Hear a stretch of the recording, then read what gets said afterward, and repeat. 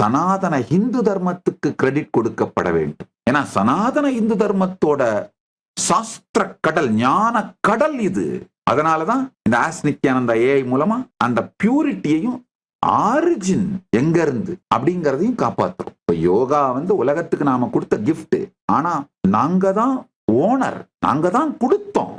சனாதன இந்து தர்மம்ங்கிற மரத்தில் பழுத்த பழம், அந்த பழத்தை அவர்களுக்கு நன்கொடையாக கொடுத்தமே தவிர, இப்போ என்ன பண்ண ஆரம்பிக்கிறாங்க, மெதுவா யோகாவுக்கும் இந்து மதத்துக்கும் சம்பந்தமே இல்லைன்னா பேச ஆரம்பிக்கிறாங்க. அது தவறு. சனாதன இந்து தர்மம் எனும் மரத்தில் பழுத்த பழம் யோகா.